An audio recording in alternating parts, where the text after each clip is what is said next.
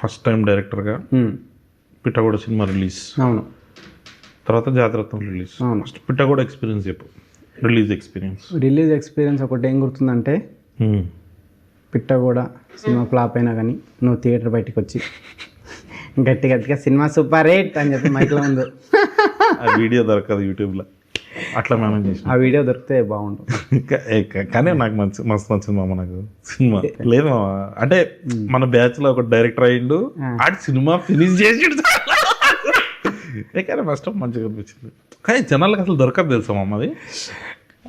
ఏమో అంటే పెట్టకూడదు, చాలా మంది అడుగుతారు. ఓకే, మస్తు బాగా అనిపిస్తుంది. అంటే జనరల్గా అసలు ఫీల్ అయినావా, ఫ్రెండ్ ఒకటి పాపం సినిమా తీసిండు ఫ్లాప్ అయిందన్న ఫీలింగ్ ఉందా నీకు? నేనే ఎక్కువ ఫీల్ అయినా మామ, నువ్వే సిగ్గు లేకుండా తిరుగుతుంది. గుర్తుంది మామ, నువ్వు మెసేజ్ చేసినావు నాకు 2-3 డేస్ తర్వాత. నా ఫోన్ స్విచ్ ఆఫ్ ఉంటే నువ్వు ఫోన్ చేసి ఎందుకు ఫోన్ కలుస్తలేదు అని కానీ యాక్చువల్గా నువ్వు భయపడ్డావు, ఏంది ఫోన్ స్విచ్ ఆఫ్ చేసుకున్నాడని.